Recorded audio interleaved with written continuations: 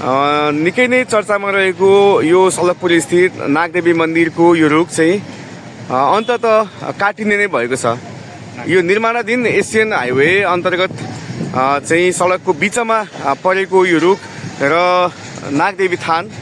अब यो आज यहाँ क्षमा पूजा हुँदैछ र यो क्षमा पूजा पछाडि यो सडक विभागले यो रुखलाई काट्ने भएको छ। देश विदेशमा रहनुभएका आदरणीय दर्शकहरूले चाहिँ यो रुखलाई बचाइदिनुहोस् भनेर रिक्वेस्ट पनि गर्नुभएको थियो। हामीले सम्बन्धित निकायमा त्यो कुरा पनि राख्यौँ, तर त्यो असम्भव भएपछि अन्त्यमा यो रुख काटिने नै निष्कर्षमा पुगेको कारणले आज यहाँ क्षमा पूजा गर्नुहुँदै रहेछ। हामीसँग यो नागदेवी मन्दिर सेवा समितिका अध्यक्ष रामकृष्ण खड्का दाइ। दाइ नमस्ते। दाइ नमस्ते, धन्यवाद यहाँलाई धेरै धेरै। यो आज क्षमा पूजा हुँदै रहेछ यहाँनिर, अलिकति भनिदिनु न, यो रुख काटिने नै भयो दाइ? यो चाहिँ अब एसियन हाइवे चाहिँ हाम्रो बसको कुरा भएन, अब देशको मात्र नभएर अब यो त अब एसियन हाइवे भएकोले गर्दाखेरि अब यसमा एडिबीको लगानी पनि रहेको हुनाले यो जुनै पनि हालतमा यो रोड कन्स्ट्रक्सन कम्पनीले भत्काउनै पर्ने भएको हुनाले हामीले 1.5 वर्षदेखि त रोकेर राखिरहेका थियौँ, रोक्न सफल भयौँ 1.5 वर्ष चाहिँ। तर यो अन्तिम अवस्थामा अब पिच गर्दै आइसकेको छ एकतिर र अर्कोतिर पिच हुन बाँकी छ।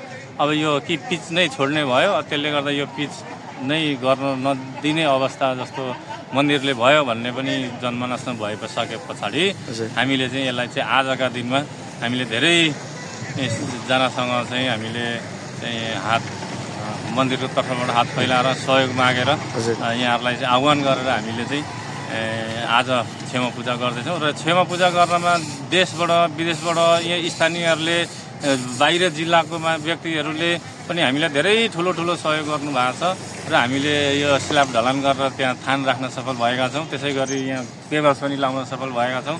आज क्षमा पूजा, रुद्री, चण्डी, हाम्रो अब यो बरपिपलको विवाह, त्यसै गरेर आज लाखबत्ती पटकमा पनि कार्यक्रम रहेछ। यो सबै कार्यक्रमहरू सफल पनि भइरहेछ। यहाँहरूले गर्नुभएको साथ सहयोग सधैँभरि नागदेवी मन्दिर सेवा समितिले स्मरण गरिराख्नेछ। जस्तो रोके मैले हजुरलाई कि यो अब अस्ति जेसिबी लगाउँदाखेरि यहाँ नागदेवीको थानबाट नाग निस्किए भन्ने हुनुहुन्थ्यो। अब के क्षमा पूजा गरेपछि माफ गरिदिनुहुन्छ देवताले अथवा के हुन्छ त? अब यो मिल्छ त सार्नलाई? कुनै अनिष्ट हुने यस्तो त नहोला नि त? फेरि मेरो प्रश्न भन्दा पनि यो जनमानसको प्रश्न हो, मैले हजुर राखेको थिएँ। यस्तो हाम्रो धर्म, संस्कृति, संस्कार, हाम्रो वैदिक बौद्धिक चाहिँ नीति उहिले ऋषि मुनिहरूले चाहिँ तपस्या गरेको तपोमुनि भएको देश हुनाले हामी चाहिँ एउटा भगवान्प्रति होइन, युनिभर्सप्रति चाहिँ हामी चाहिँ विश्वास आस्था राख्ने भएको हुनाले हामीले कुनै पनि घरमा कार्य गर्दा पनि बाहिर गर्दा पनि भगवान्लाई साँची राखेर आफ्नो कुल देवता इष्ट देवतालाई अब साँची राखेर उहाँहरूसँग चाहिँ क्षमा मागिसकेपछि हामीलाई अहिलेसम्म सबै देवी देवता मठ मन्दिरहरूमा हामीलाई क्षमा दिइराख्नु भएको छ। कति पाप गरेको कर्महरू पनि कटाउनलाई मन्दिरमा गएर क्षमा मागिरहेका छौँ। त्यस्तै गरी हामीले चाहिँ कुनै पनि यहाँ चाहिँ हामीले आफूले जानी चाहिँ यहाँ कुनै चाहिँ विध्वंस गर्न खोजेको होइन। परिस्थितिले एसियन हाइवे बन्ने क्रममा सार्नु नै पर्ने भएको हुनाले अब सार्ने अवस्था आएकोले हामीले चाहिँ क्षमा पूजा त्यसरी लगाएर क्षमा पूजा गरेका छौँ। र क्षमा पूजा गरिसकेपछि क्षमा माग्दाखेरि नागदेवी भगवान्ले सबैलाई कल्याण गर्नुहुन्छ, कसैलाई तलमाथि केही पनि गर्नुहुन्न। र पहिला क्षमा पूजा नगरिकन एकचोटि यो रोड कन्स्ट्रक्सनले यहाँनिर जबरजस्ती गर्न खोजेर यो चाहिँ भत्काउन खोजेको थियो। त्यतिखेर नाग प्रकट भएर त्यहीँबाट आउनु भएर 1 महिना जति रुम दिनुभयो। त्यसपछि उहाँहरूले भत्काउनु भएन। उहाँहरूले पनि आफ्नो हिसाबले क्षमा पूजा गरेर चाहिँ साइडबाट चाहिँ पानीहरू चाहिँ कटाउनु भएर गर्नुभयो। र त्यसपछि यहाँ पछिल्लो चरण पनि फेरि अर्कोचोटि पनि उहाँहरूले फेरि काम सुरु गर्न खोज्नुभयो। हामीले चाहिँ यसलाई क्षमा पूजा गर्न मात्रै सार्नुपर्छ भन्दाखेरि जबरजस्ती गर्न खोज्दा फेरि त्यसपछि पनि फेरि नाग प्रकट हुनुभएको थियो। र हामीले त्यसपछि चाहिँ रोड कन्स्ट्रक्सन कम्पनी पनि गलेर हामीलाई यो सार्ने वातावरण उहाँहरूले पनि गरिदिनु भयो, सहयोग गर्नुभयो। उहाँहरूले पनि सहयोग गर्नुभएको छ। यहाँहरू सम्पूर्ण चाहिँ यो देश विदेशमा रहनुभएका साथीभाइ इष्टमित्र यो नाग मन्दिरप्रति आस्था राख्नुहुने सबैले सहयोग गर्नुहुन्छ। यो सहयोगले गर्दाखेरि आज हामीले यो कार्यक्रम सफल पार्दैछौँ, गरिरहेछौँ। यहाँनिर भइरहेछ पञ्चायत बाजादेखि लिएर धामी झाँक्री 11 जना पण्डितहरू सहित गरेर अहिले हामीले यहाँ भर्खर सारिसकेका छौँ। अब अरू अन्य विधिलाई चाहिँ प्राण प्रतिष्ठाको विधि चल्दैछ। हस्, धन्यवाद धेरै धेरै परमेन्द्र सर। तपाईँलाई पनि नागदेवी मन्दिरको बारेमा यहाँले चाहिँ जनमानसमा त्यो भएको यथार्थ कुराहरू पुर्याइदिनु भएको छ।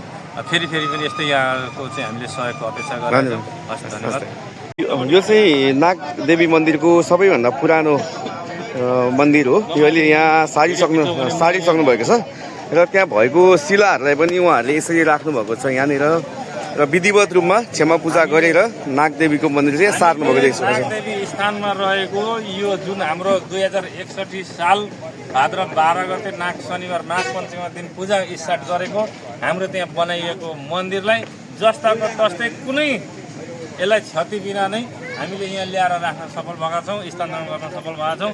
काहीँ कुनै केही यसमा चाहिँ क्षति कुनै पनि भएको छैन। उहाँबाट ल्याउँदाखेरि यो नागमाताकै शक्ति हो, देन हो, काहीँ टुटफुट केही पनि छैन। जस्ताको तस्तै हामीले ल्याएर यहाँ स्थानान्तरण गर्न सफल भएका छौँ।